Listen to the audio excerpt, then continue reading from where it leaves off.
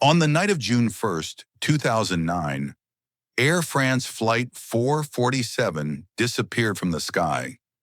There was no explosion, no distress call, no mayday that anyone could hear in time. Just a modern passenger aircraft, one of the most advanced in the world, vanishing over the Atlantic Ocean. The flight was routine. Flight 447 was traveling from Rio de Janeiro to Paris, a long overnight journey across the ocean, flown thousands of times before. On board were 228 people, passengers, crew, families returning home, travelers asleep in their seats, trusting the systems around them. The aircraft was an Airbus A330, reliable, highly automated, designed to handle situations far worse than anything expected that night. The weather ahead was unstable, but not unusual for that region. Large storm clouds, turbulence, nothing pilots weren't trained to navigate. As the aircraft approached the equatorial zone, the crew adjusted course slightly to avoid the worst weather cells. Everything was normal. Inside the cockpit, 3 pilots were present. The captain had left briefly to rest. 2 first officers remained at the controls. The autopilot was engaged. The plane flew itself, as it often did during cruise. Then something small happened, something easy to overlook. Ice crystals formed at high altitude and began to block the plane's pitot tubes, the sensors that measure airspeed. For a few seconds, the aircraft received conflicting speed information. The computers noticed. The autopilot disengaged. A warning sounded. The plane did not fail. It did exactly what it was programmed to do. When reliable airspeed data disappears, automation steps back, and control returns to the pilots. This moment is critical. From here on, the aircraft depends entirely on human decisions. The pilots were suddenly flying manually at night, in turbulence, with no visible horizon. The airspeed indicators showed different readings. Confusion entered the cockpit. One of the pilots reacted instinctively. He pulled back on the control stick. The aircraft began to climb. At high altitude, this is dangerous. Climbing reduces airspeed. Reducing airspeed brings the aircraft closer to a stall. But the pilots did not realize this. The warning systems behaved in unexpected ways. The stall warning sounded, then stopped, then sounded again. Because the airspeed data was inconsistent, the system could not decide when to warn. This made the situation harder to understand. The pilots discussed airspeed, but not altitude. They focused on numbers that didn't make sense.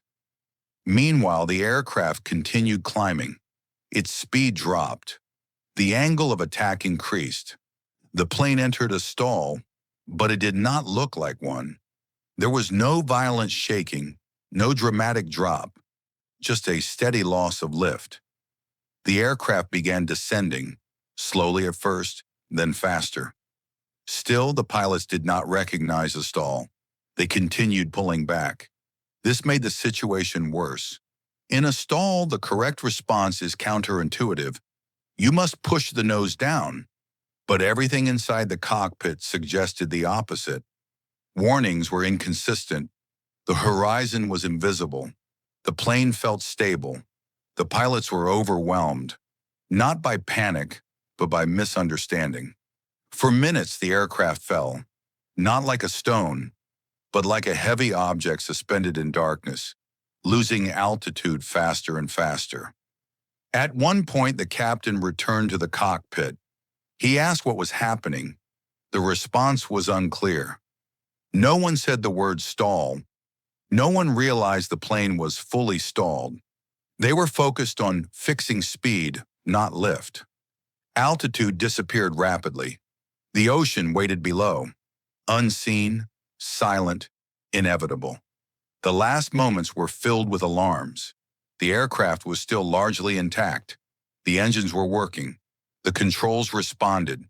But the fundamental error remained. The nose stayed up. The stall continued.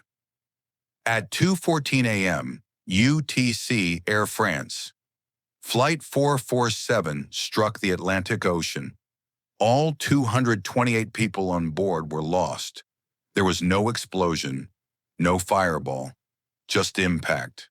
For days the world searched. Debris was found, bodies were recovered, but the flight recorders, the black boxes, were missing. Without them, the truth remained buried. Speculation filled the silence. Weather, terrorism, mechanical failure. But the real cause was far more unsettling. Years later, the black boxes were finally recovered from the ocean floor. They told a story no one wanted to hear. Not of a broken aircraft, but of a broken understanding. Of humans placed between automation and reality, and failing to bridge the gap. And that is where the real tragedy begins. When investigators finally listened to the cockpit voice recorder, one thing became immediately clear. No one in that cockpit understood what was happening, not because they lacked skill, not because they panicked, but because the situation they faced did not match the scenarios they had trained for. Modern aviation is built on layers of protection. Automation exists to reduce workload, to prevent human error, to step in when something goes wrong. But automation also changes how humans think. For most of the flight, the aircraft flew itself. The pilots monitored systems, adjusted routes, confirmed data. Manual flying at high altitude was rare, and when the autopilot disconnected, it did so silently, without context. The pilots were suddenly responsible for interpreting conflicting information. One airspeed indicator showed a drop. Another showed a different value. A third behaved erratically. Instead of a clear failure, they were presented with ambiguity. Human brains do not handle ambiguity well under pressure. The stall warning sounded, then stopped, then sounded again. To the pilots, this suggested that the aircraft was not consistently stalling. In reality, the warning system itself was confused by invalid data. At high altitude, an Airbus behaves differently than at lower levels. The margin between normal flight and a stall is small. A slight climb, a small pull on the controls, a few seconds of delay. That is all it takes. The aircraft was fully stalled for over 3 minutes. 3 minutes of controlled flight in the wrong direction.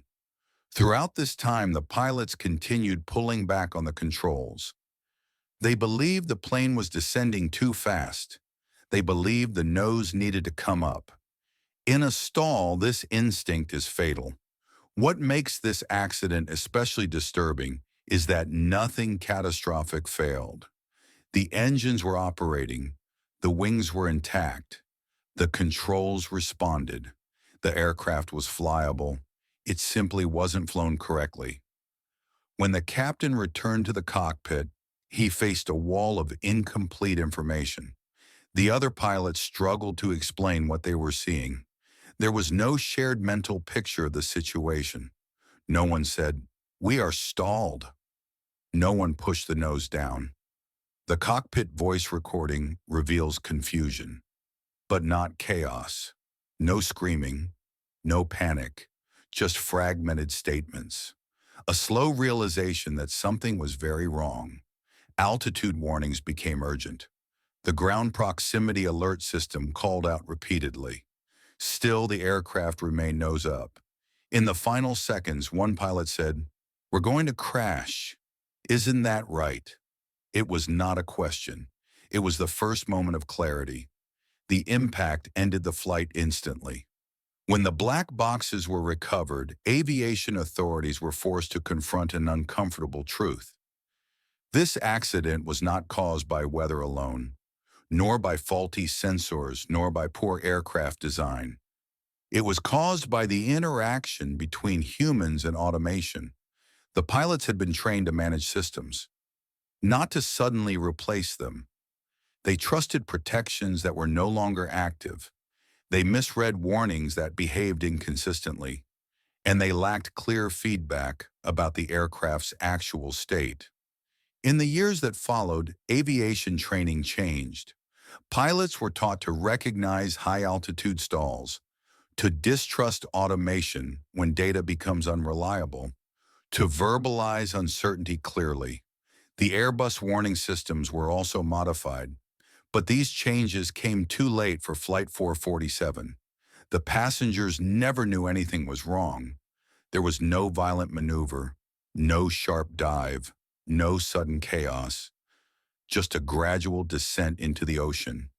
This is what makes the accident so haunting. Not the explosion, not the wreckage, but the idea that the aircraft was controllable until the very end. Air France Flight 447 did not fall from the sky because of a single failure. It fell because multiple small failures aligned. Sensors iced over, automation disengaged, warnings behaved unexpectedly, human assumptions filled the gaps. Each step alone was survivable. Together, they were not. Today, Flight 447 is studied in every major aviation program, not as a mystery, not as a technical anomaly, but as a lesson in modern risk, a reminder that technology does not eliminate human responsibility, it reshapes it. And sometimes when humans and machines stop understanding each other, the consequences are irreversible. Air France Flight 447 vanished quietly, but the questions it left behind continue to echo.